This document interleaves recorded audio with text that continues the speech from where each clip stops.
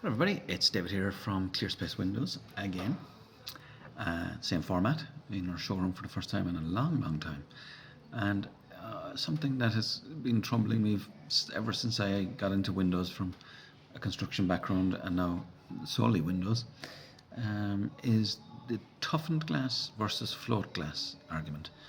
People often obsess about whether they should choose double or triple glazed windows. But did you know that there are specific rules that govern whether or not glass should be toughened or whether it can be float glass, which is untoughened? And when I mean float glass, what I mean by that is the easiest way to explain that is if the glass breaks through an impact or an accident, the glass breaks into long, variable sizes, shards of glass, like the equivalent of a sword or a knife. They're huge, depending on the size of the glass. And luckily, the building regulations and the European standards for glass and glazing do specify doors, for example, floor-to-ceiling windows, for example, 2.1 meter by 450, 500 wide. They all have to be toughened glass. There's no two ways about it.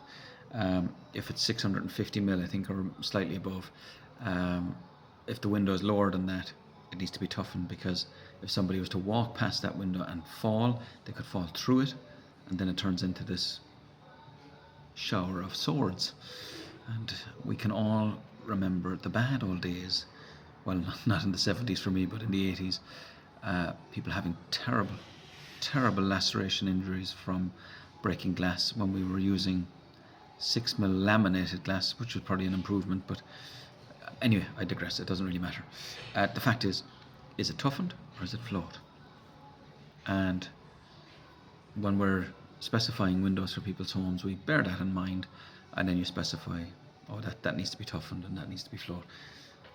But one of our good suppliers, who I really admire, an Irish supplier, very happy to be dealing with them, they send all the glass for all the windows, irrespective of where they are, toughened.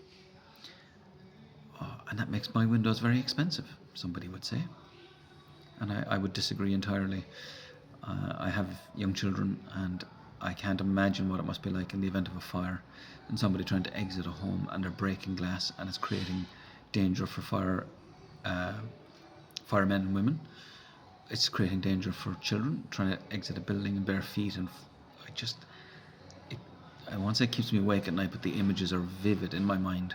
And so we specify toughened glass on all our windows, regardless of the cost. And if that makes me a little bit more expensive than the next guy, I'm okay with that. And if you want to save a few bob, you can do that too. It came up for me particularly recently where we specified glass for a home, a brand new house, beautiful house, fabulous client, and I'll say, through an error of one party or the other, all of the glass came float glass, and there was massive windows in it, and a huge expense to myself and to my suppliers. They replaced the glass with toughened glass in all the areas that it needed to be, and in the windows that were up off the ground, there's still float glass, and that's, as per the building regs, is totally fine. But it created so much tension between me and my supplier that I have now given the instruction that under no circumstances ever again, for any reason, should any piece of glass be sent to our company unless it's toughened. It removes any misunderstanding.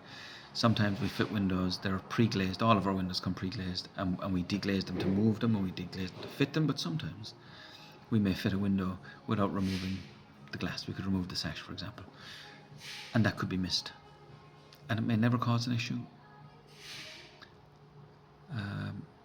But in my mind, personally, and for somebody who's moving glass regularly and dumping old glass regularly and taking windows out from old houses that were definitely float glass, that risk is just not worth the saving, if that makes sense. Like, to be 500 euros cheaper than Joe the glass man down the road, or mix windows, I'm not interested. I'd rather lose the business, and I don't make a virtue of it. I'm only making this video now just to try and generate content because I know I haven't been busy online.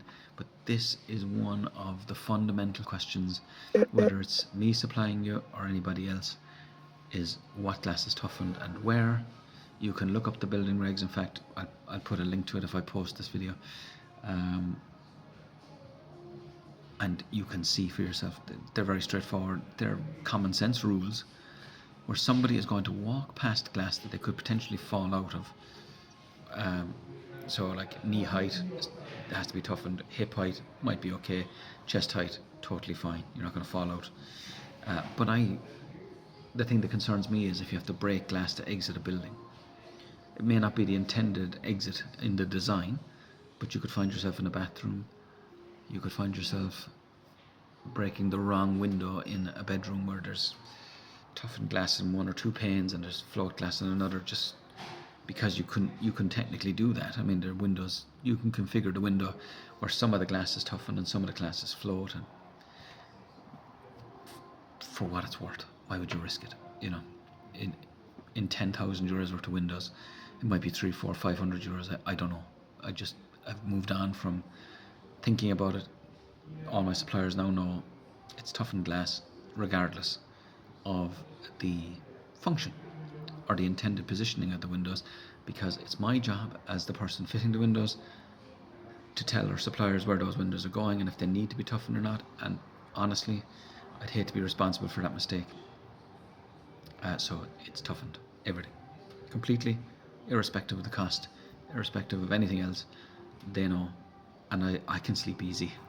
And as I like to say, it's all alright till it's not alright. And when it's not alright, the last thing you want to be doing is hailing sheets of glass down on top of a well-meaning firefighter, or trying to escape out of your bedroom in bare feet in the middle of the night, in the middle of a fire, and trying to break a pane of glass that turns into probably more of a danger to you and your family than a fire. So safety first at all costs, and we all have a responsibility on that. So if you're choosing myself or anybody else, just check the glass spec and make sure that it's toughened at a minimum in the way that it's specified, and at best case scenario, it's all toughened. It's tough out there, stay safe.